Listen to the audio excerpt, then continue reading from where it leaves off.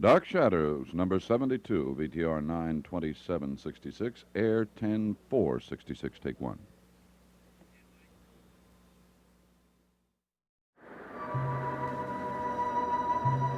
My name is Victoria Winters. Cullen Wood is a cauldron of tension. Desperately as I have tried, I am unable to avoid involvement in the mystery of a man's death. A mystery that reveals hidden emotions and brings unexpected hatreds to the surface.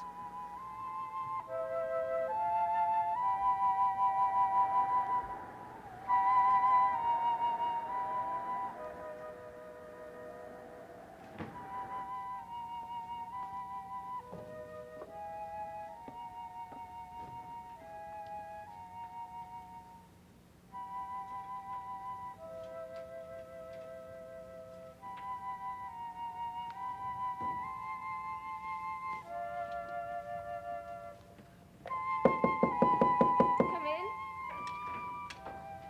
Hi, Carolyn. I was just going to take the hem up on this dress. You want to help me? I don't think you need any help. Oh, I'm not all that good. Back in the foundling home. Look, I'm sick and tired of hearing your stories about the foundling home. Little orphan Annie does pretty well for herself. Hey, what's hit you? That's a pretty dress, Vicky. You planning on wearing it for a big date tonight? No. I've been meaning to take up the hem for a long time. I just never got around to it. Now I decided that today I might as well. I'll bet you did. What is this? You are really something, you know that? Walking around here with that innocent smile and sweet stare. Poor little Vicky Winters who only wants to do the right thing. Well, I've just about had it with you. Listen, I think you just better tell me what you're talking Why about. don't you go home, Vicky? Why don't you pack your bags and go back to that precious foundling home?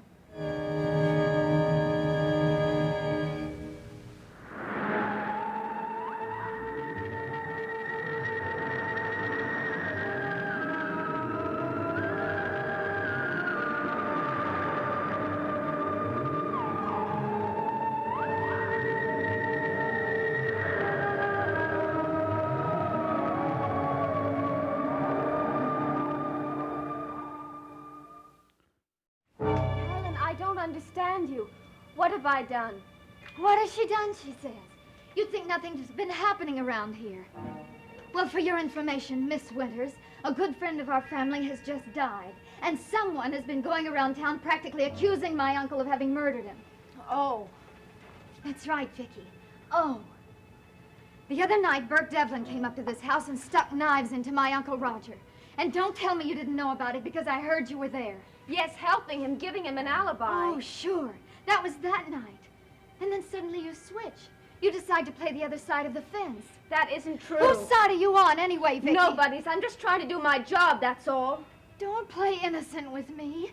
Not 10 minutes ago, I looked out my window and saw you and Burke Devlin driving up to this house. I saw him in town. He insisted on driving me home. You knew, didn't you, that my mother didn't want him up here anymore? Or my uncle? I tried to talk him out of it. What were you doing talking to him at all? Vicky, you were hired to give my little nephew his school lessons, not to play footsie with the man who wants to put my uncle in prison. Listen, I've had enough of this. What's the big plan for tonight, Vicky? Dinner? A few dances, a little more talk? I think you better leave. You and Burke Devlin. I never would have believed it. There is nothing to believe. Can't you understand that? What did you talk about, Vicky? The price of sardines? Or maybe it was me. Maybe you both had a big laugh over what a silly kid I am. You're being ridiculous. I suppose he told you I was chasing after him. Well, I'm not. You can have him, Vicky, with my blessing. But I think you ought to have the decency to quit your job and leave. Carolyn, you're talking absolute nonsense. Burke Devlin means nothing to me. He drove you home, didn't he? Why are you angry, Carolyn? Because I brought him to the house? Or because he drove me home? You're talking in riddles. For the past 5 minutes, you've been ranting and raving. Not because I met an enemy of your family, but because I met Burke Devlin. Oh, you think I'm jealous? Is that it? Well, I hope you're not. Because you know you're right about him. He can be very dangerous to your family. Oh, I get it.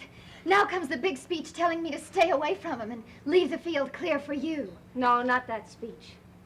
Just one question. A question you asked me just a little while ago.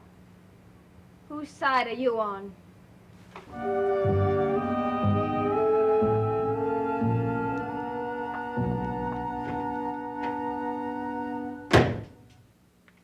That's right, Mr. Devlin. Listen, I wonder if you heard anything about the coroner's decision on Mr. Malloy's death. Oh. No, I haven't heard a word from Collinwood. I guess they decided they don't want a housekeeper up there. Oh, of course I'll let you know. We're in this together, aren't we? That's right. Goodbye.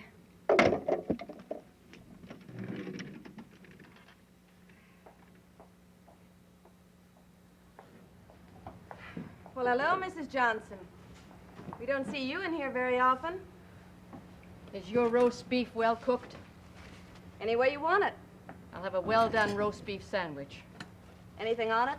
Is your lettuce well washed? I did it myself this morning in the laundromat. How about some mayonnaise, too? Is it fresh? As a daisy. Coming right up. I always made my own mayonnaise. I bet it was good, too. Mr. Malloy liked it. When you've been a man's housekeeper as many years as I have, you learn to know what he likes. I'm sure you do. He was a wonderful man, the finest man to walk this earth. His death was a terrible thing. Yes, it was. It's not easy. I'm not a young woman anymore. I find myself suddenly with nothing to do. Well, here you are. You want some coffee, too? Later. Well, how about some pie? The apple pie was baked fresh this morning. You know what I need is something to keep me busy, to keep my mind off what happened. Well, what about your daughter? I mean, Oh. couldn't you go and live with her? And spend the rest of my life sitting in a rocking chair? No, thank you. I have more important things than that to do. Oh, this mayonnaise doesn't smell fresh to me. I just opened the jar this morning. Well, you just better complain to the firm that made it. Fix me another sandwich without mayonnaise, please. Look, you mind if I sit over there? These stools give me a backache. Yes, ma'am.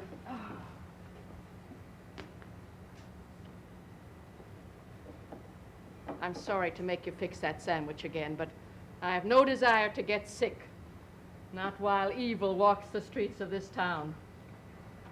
Yes, ma'am.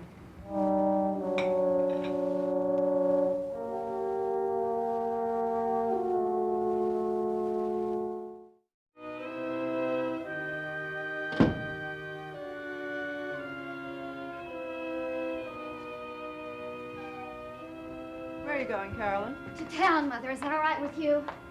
No need to snap at me. I just asked a question. I'm sorry. Have you seen Vicky? Why? Carolyn, you have a terrible habit of answering a question with a question. It's most annoying. I'm sorry, Mother. Why did you want to know about Vicky? Well, she disappeared this morning without a word. David hasn't had his lessons all day. I'm sure he's not kicking. When I want him to have a holiday, I'll say so. Well, Vicky's had her holiday, Mother. Why shouldn't David? Holiday? Uh-huh. She spent the day with an old friend of the family. I think you might have met him. Burke Devlin. Where is she? Upstairs in her room, shortening a hem. Thank you.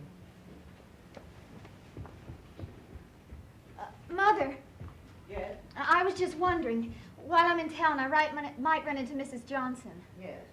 Well, do you want me to say anything to her? I mean, have you given any more thought to hiring a housekeeper? I'm giving all my thoughts to firing a governess.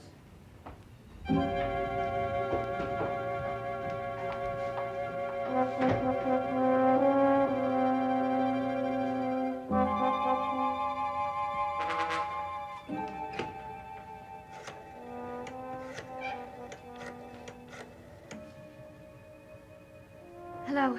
I'd like Mr. Devlin's room, please. Oh. Well, do you have any idea when he'll be back? I see. No message. Thank you.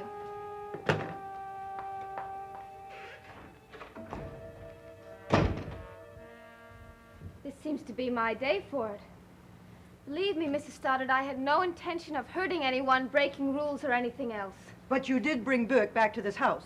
I explained that to Carolyn. Well, I'd ask you to explain it to me, but I don't think any explanations would do me any good. Have you no idea how I feel about this man?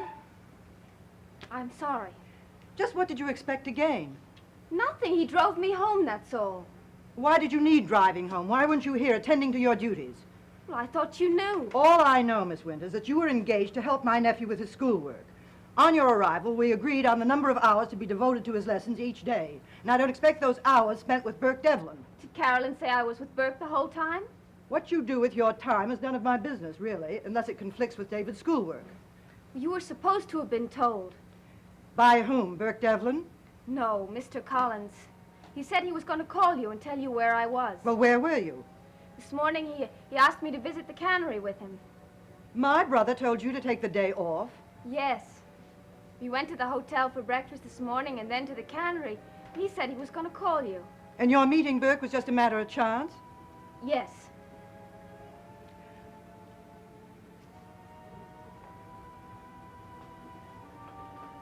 All right, Miss Winters. But in future, please check with me before going off on a school day.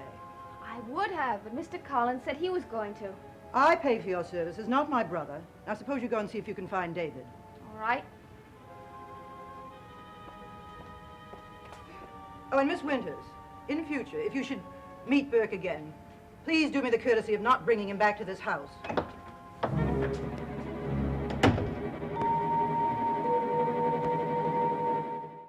You are. Thanks. Enjoy the pie? Oh, sit down here with me for a minute, please.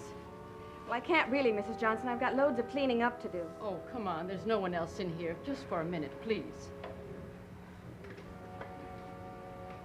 Okay. You know, it's a funny thing. I've been eating my lunches alone for years, and there's just such an emptiness about it all of a sudden. It's a terrible thing being lonely. You're young. You haven't spent years knowing that a man was coming home to supper, trying to fix what he likes, thinking up ways to make him smile. I guess in a lot of ways, being a housekeeper for one man for so many years is almost like being a wife. We never shared the same bed. Now, I didn't have his name or wear his ring, but I was as close to Mr. Malloy as anyone could have been. He should have lived another 30 years. You've just got to accept it, Mrs. Johnson. Unfortunate accidents do happen. Oh, accidents, if it's an accident. Well, but there's no sense in Mr. Malloy simply falling in the water and drowning. There's no sense to a lot of things. But there's answers to some. You just read your Bible. An eye for an eye. Now, Mr. Malloy died of violence, and some people are going to pay for that. Like who? Whose eye are you after, Mrs. Johnson? Oh, I'm not after anyone. I'm just a bitter old woman, unaccustomed to loneliness. Oh, excuse me, I've got a customer. Oh, Carolyn, I was wondering when you'd be dropping by. I didn't think it would be such an occasion. Well, why don't you come over to the counter and try some of our fresh-baked apple pie?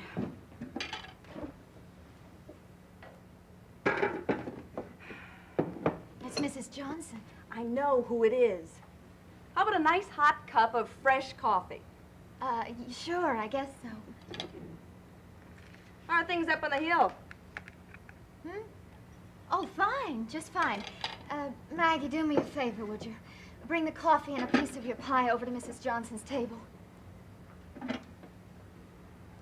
Hello, Mrs. Johnson. Oh, May I join you? well, of course, dear. How are you and your mother? Well enough. I wanted to tell you how sorry I am about Mr. Malloy. Thank you. You're a good girl, Carolyn. Mr. Malloy was always very fond of you. I was fond of him. That's why I'd like to do something for you. Oh, what might that be? Here we are. Thanks, Maggie. Say, you haven't seen Burke Devlin around today, have you? Uh-uh. But I just got here a little while ago. Sorry. That's all right. I'll catch him later. Oh, are you and Mr. Devlin friendly? I don't know exactly what we are. He's a strange man. Oh, well, I wouldn't know. I haven't seen him or spoken to him since he's come back to Collinsport. Oh? He had mentioned talking to you. Oh, that's right. Yes, I did. Just once. You have to forgive me, Carolyn. Ever since Mr. Malloy's death, I just don't even know what's going on in the world.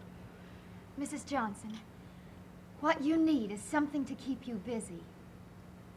Well, Carolyn, it's a young girl like you and understanding an old woman's problems.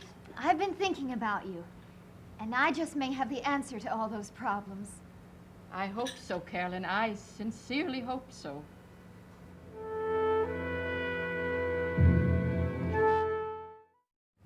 It just seemed like a perfect idea to me, Mrs. Johnson.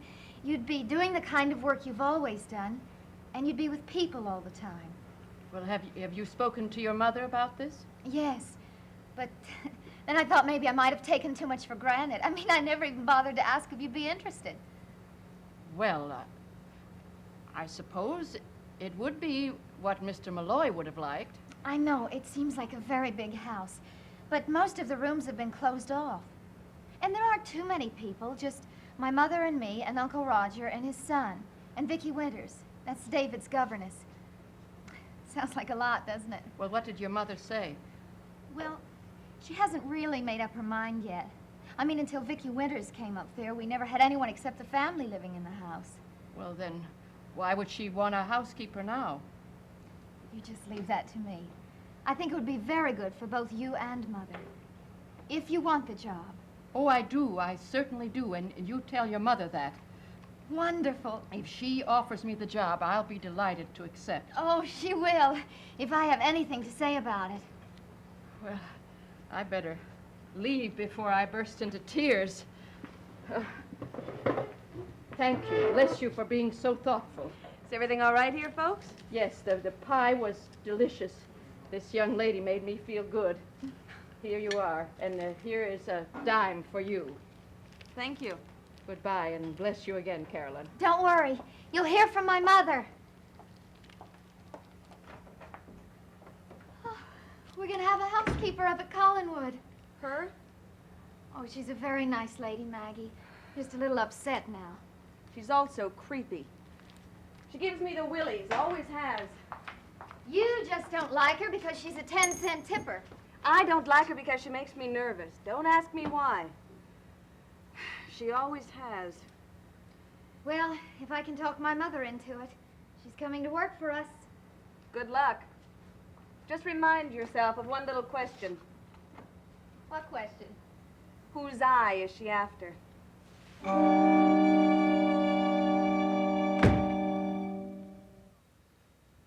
Mr. Collins, please. Roger, did you tell Vicki she could skip David's lessons today? Well, don't you think I should have been told? I see. Well, you put me in a very embarrassing position. I said a great many things that... Well, in the future, please check with me first. Goodbye. David's nowhere to be found.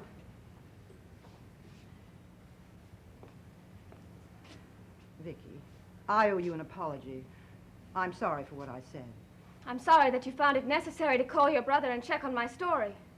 I called Roger to tell him to stop interfering with the order of this house. And check on me. I beg your pardon. Mrs. Stoddard, ever since I've been in this house, I've been badgered and bullied, and most of the time I've taken it. But there comes a limit, even for me. And when I walked in here and heard you on the phone, that was the last straw. I don't lie, Mrs. Stoddard.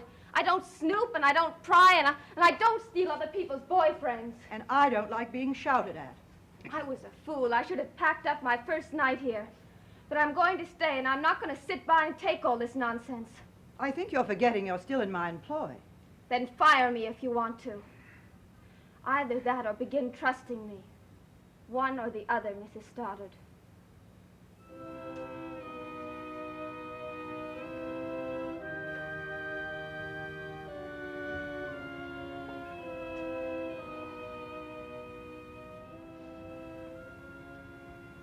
I'm sorry, but it's the only way I can live here. I know. And I'm truly sorry. Will you forgive me? You'll forgive me for shouting at you. Oh, Vicky, I don't think you know how fond of you I've become. I know it's lonely and difficult for you here. I haven't had much chance to be lonely. When I wrote and asked you to come, I had no idea there'd be so many difficulties, so many pressures. I'm sure they won't last forever. I hope not. Sometimes I feel as if I were buried here, as though there were no outside world at all. Oh, there is, Mrs. Stoddard. Maybe I should bring some of it here to Collinwood. For you and Carolyn. Vicky, Carolyn's been talking to me about getting a housekeeper. I think that would be a wonderful idea. Yes, I know, but it'd be so difficult. Other than you, only the family has lived here for years. But a housekeeper would be such a help to you. Yes. Maybe I could be of some help to her. Mr. Devlin, this is Sarah Johnson. I just spoke to Carolyn Stoddard. Yes. Uh-huh. I think it's going to work out. Yes, Mr. Devlin. Bye.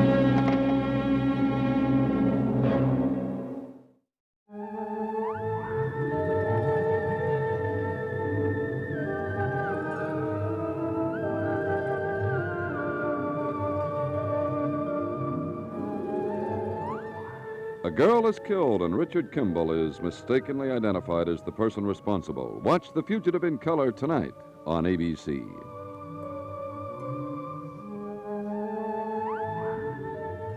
Dark Shadows is a Dan Curtis production.